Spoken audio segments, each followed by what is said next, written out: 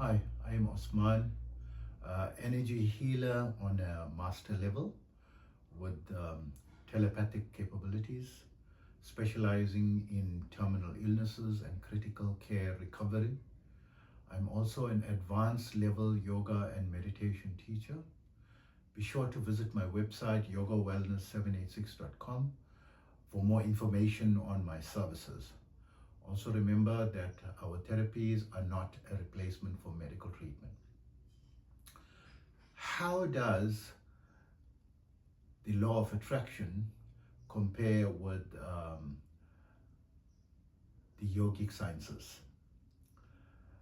So, from a very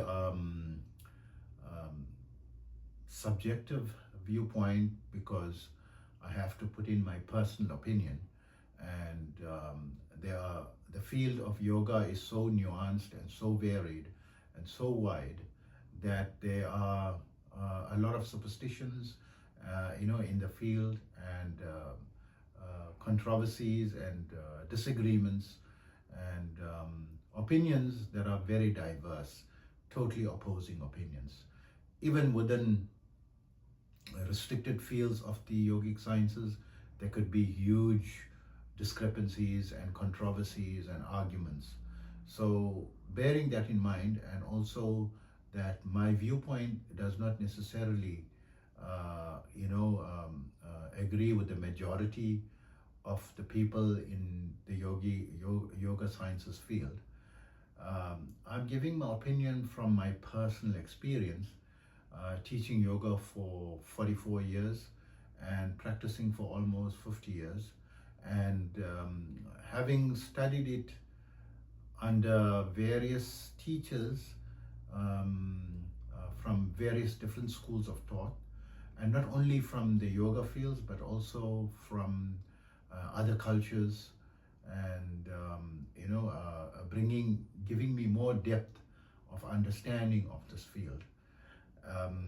So from that perspective, as well as a perspective that it is not meant to disrespect the people who believe or in whatever they believe in, because everyone has a right to believe in his own beliefs, and who knows who is right at the end of the day.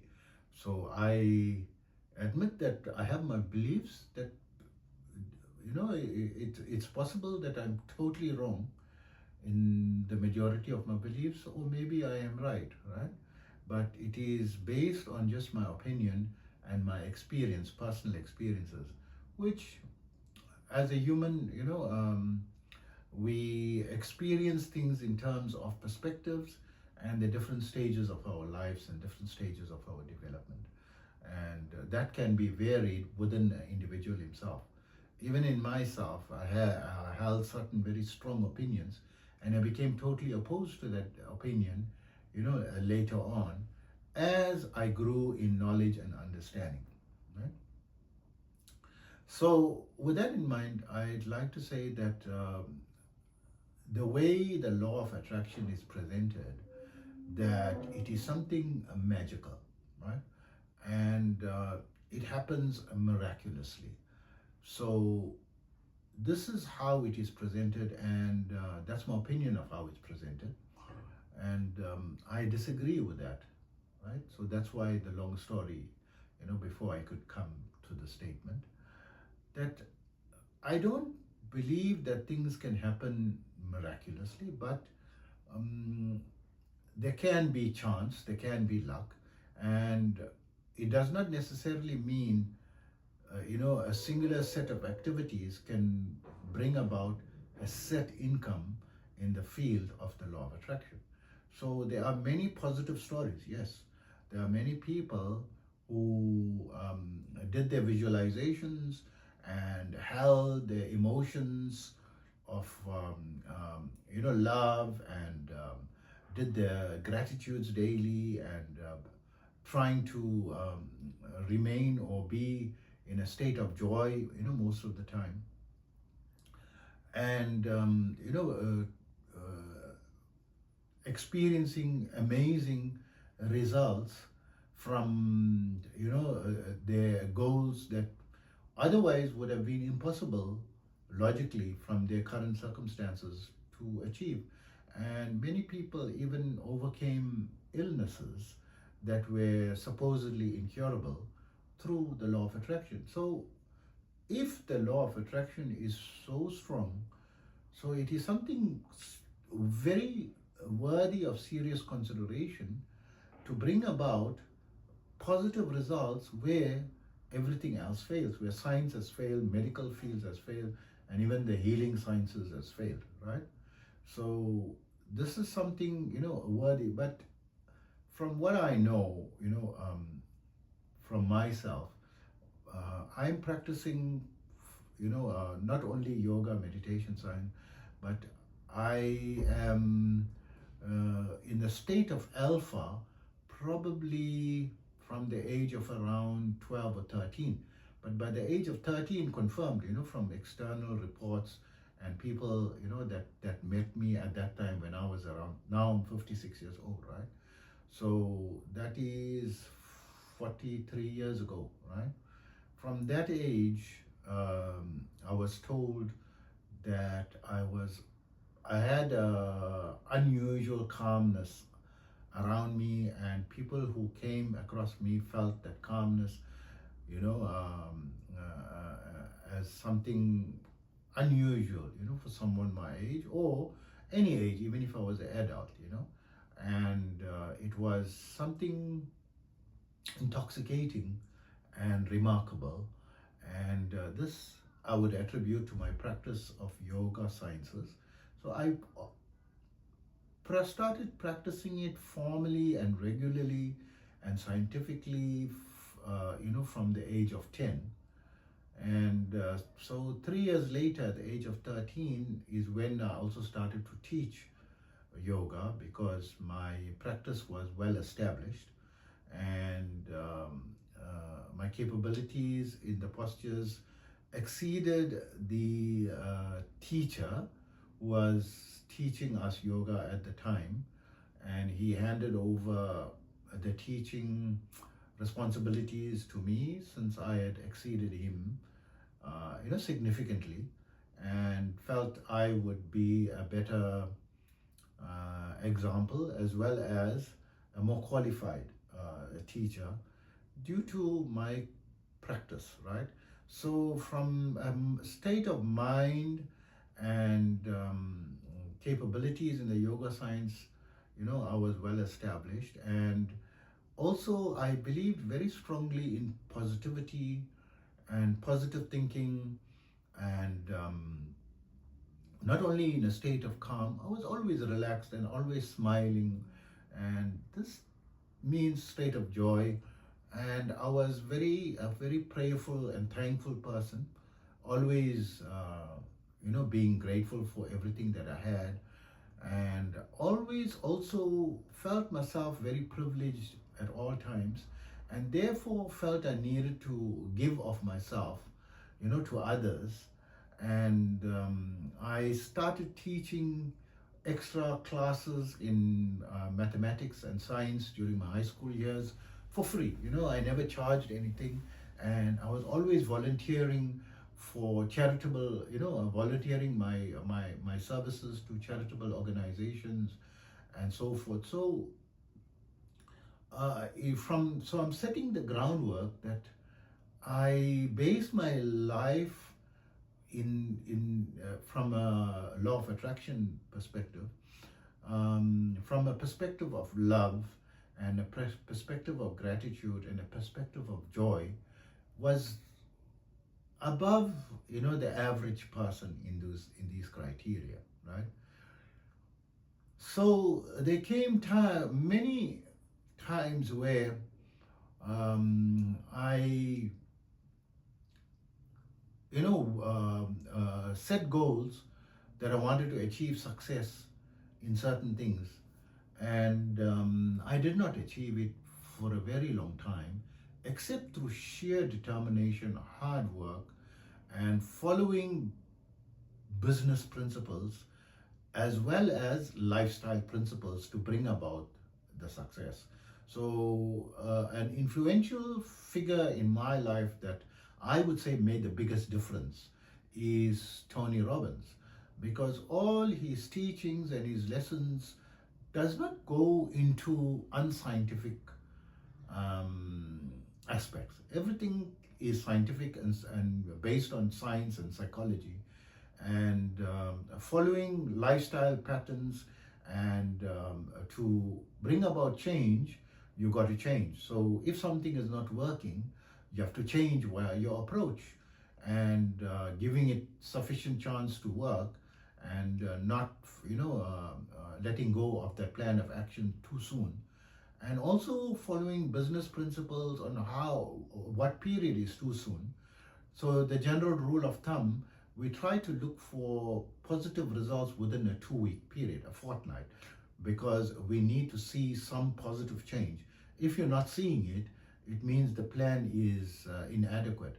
So for example, recently I've got an ad running for a few of my businesses, for 5 of my businesses, and they were not generating customers or phone calls or inquiries. They were generating views, but not. And I worked on various types of ad copy, right? And changed the ad copy to various. And these are fields that I had success in previously, tremendous success, and in some of those fields, and still didn't generate the volume of customers that or the numbers of customers that I was used to. So for example, there was one business services company, and it usually generated multiple inquiries on a daily basis, and I usually had confirmed customers who paid a deposit, an application fee, completed the application and paid an application fee, probably around 2 or 3 customers a week. That same market, that same product that I presented in the very same medium that I had that type of success about 12 years later, 0 client, 0 inquiry, and after, I think, by the 2nd month, I got 1 inquiry, right? 1 serious inquiry. So this is the type of business that needs refinement, right? Because yes, I received 1 serious inquiry, and potentially it could become a customer. Negotiations are still going on, but whether become customer or not become a customer, the volume is too little. You can't get 1 in 60 days, right? So it needs adjustment. So I can't see myself sitting and being joyous and full of love and gratitude. Yes, I'm grateful that I have so many businesses. I'm grateful that I'm financially stable, and I'm grateful that of all these things. Yes, of course. Am I grateful or not? Of course, I'm very good. Am I joyous? Of course, I'm working as an entrepreneur. The day I became an entrepreneur was the happiest day of my life, although I had more challenging fields and potentially more cash flow in other fields prior to becoming an entrepreneur. But I was happy with my work, with what I was doing, despite the money, right? So the first 6 years of being an entrepreneur, I hardly made any money. And all the positive affirmations and all the positive did not bring the success. By the 6th year of struggle as an entrepreneur, implementing scientific protocols that are designed to make entrepreneurs and small and medium-sized or even large businesses successful in Get the Edge programs. And it was a 30-day program. I don't know what it was. What's the name of it at that time? It's over 25 years ago. And I did that program by Tony Robbins, and following the sequences there and the adjustments, to what I was doing started to bring about positive results, right? And started to bring about the changes. But also, I had been spending the better part of the 6 years not just failing, but continuously improving my knowledge and skills in sales. So yes, I had business knowledge. I had,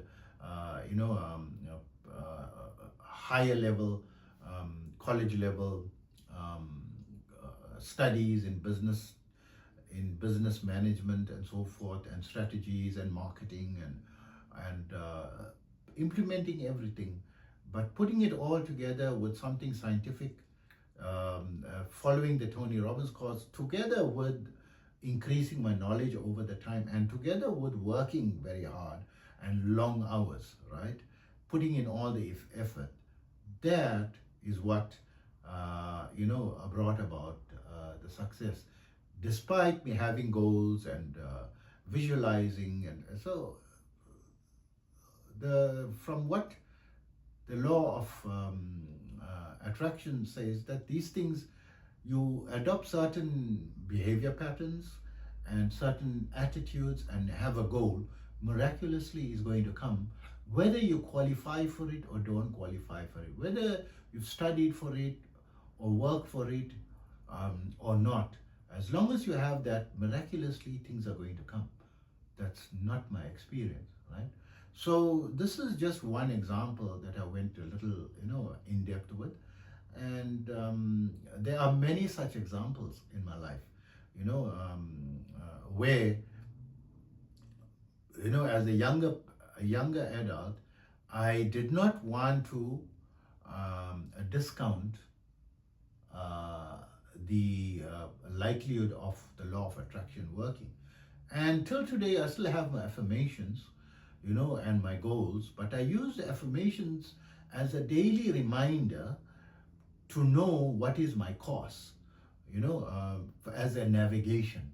Because as time progresses and months progress, especially if certain goals are difficult to attain, it's easy for us to forget and lose direction. So to keep it as a reminder, I do the affirmations regularly, on a daily basis still, but not with the intention that it may come miraculously. So how does it tie in with yoga sciences, right? So from the yoga sciences, as you are becoming more on purpose, more focused, calmer, more together, a better handle on stress, and a better decision-making capability, so all these things are going to assist in creating better decisions, right? And giving more resilience, because you have more positive energy, right? You have higher energy levels than if you're not practicing yoga. So with all the various aspects of yoga that I practice, the core basics, the yogic postures has a great influence on my flexibility and my state of health, my breath work, my meditation practices, as well as my kriya and my diet, as well as my attitudes and my lifestyle, right? So there's a combination of everything that put together brings about a higher likelihood of a positive foundation to gear you more positively towards attaining, success. But still, you need the right decisions, the right, opportunity. So how so many people miraculously, getting what they want just by, thinking of it, and they believe very strongly in it as well, is, hats off to them. But I don't think that it can be successful if one has to do an epidemiological study. An epidemiological study will be a 20 to 30 year plus 30 to 50 year study across large volumes of people in a wide range of localities across the globe, right? So from that perspective, I cannot see the law of attraction succeeding.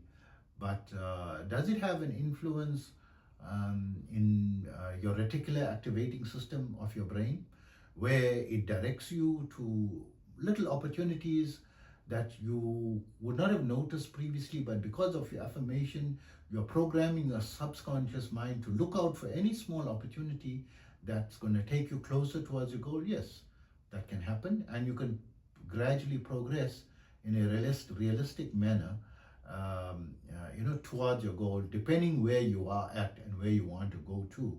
It can take different time periods for someone to achieve it. Someone who's already pre-qualified with sufficient knowledge in the right locality and environment is going to achieve it, that much quicker. And those that are getting things, miraculously, depends on your locality as well, and the time of your life, and keeping yourself open, to these type of opportunities. And also, I mean, when people start knowing what you want, because you've got it so strongly in your mind, you sometimes let slip without saying the exact thing, and people have an idea what it is that you want, that you love. Maybe you're a watch lover. If someone loves, I'm a watch lover, right? I love watches, mechanical watches. I can listen to videos on watches. So I just lost my eyesight past 2 years. So I still love listening to them, and the descriptions, and the watchmaking channel, and the watch repair channels, and the latest watches that are coming out, and its features and functionalities. So people know what I don't go around saying I'm a watch lover, but they have a sense that I love watches. So if they want to buy me a gift, they're going to obviously buy me a watch, right? Because I'm so passionate about it. So similarly, I never tell anyone that I love a watch or something, and this is what, a gift you should, get me, but they get it. So is that part of a miraculous thing? No, there's an explanation. And I believe there's an explanation for many of the things. And some things are coincidental as well,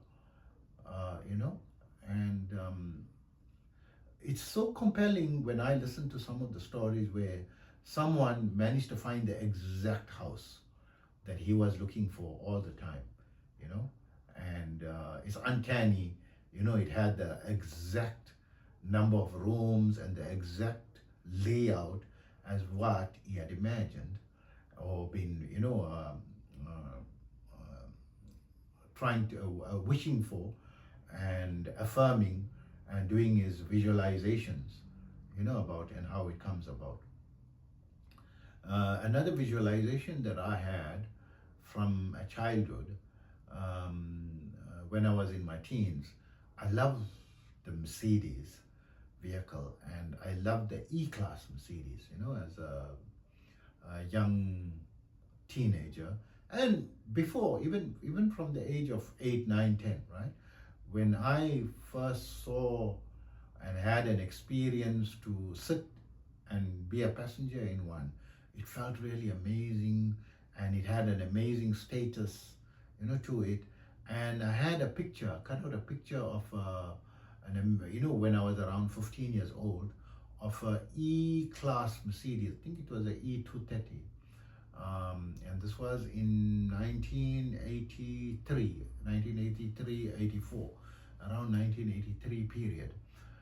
And I put it on my mirror, so I can see it on a daily basis.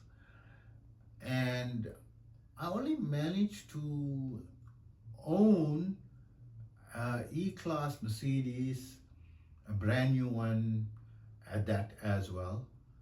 I think it was the year 2002, right? From 1983 to 2002, we say 19 years, right? So 19 years is not how the law of attraction works, right? And I had reached a level of success. I owned other Mercedes before that because I love Mercedes, but it wasn't, the E-Class, that I had imagined. And I really, loved it a lot. And I couldn't own one, no matter what. But eventually, uh, many people from the law of attraction field say, no, I was not ready for it yet, and that I don't believe that I was ready for it from the age of 15, right? And I even tried to obtain an S-Class Mercedes, which is better than the E-Class, of course, when I was around 23 years old, 22, 23 years old. But try as I may, as much as, it was possible, but I was not, I wasn't able to obtain it. Of course, I couldn't financially afford to maintain it, at that stage. And the first time that I could afford to maintain it was at the time when, I did receive it. And there were other times that I was doing very well and earning money in my early 20s, where I could have afforded to maintain it. I couldn't get it, right, as much as I wanted. So I don't think from that perspective the law of attraction is something that one should blindly follow, but you can use. They teach a lot of positive things. Set goals. We should all set our goals, right? Do not say something is impossible, right? Whatever the mind can conceive and believe, it will achieve. You make the right plan. But to say someone try to be realistic, you can't achieve something. There are many things that could have been impossible, and I achieved many things that were impossible, right? And I still have goals that may seem impossible to other people, right? What I plan on achieving. So far in my life, every goal that I set out, I achieved, right? I'm now 56 years old. I set many goals, many goals, right? From my teen years, right?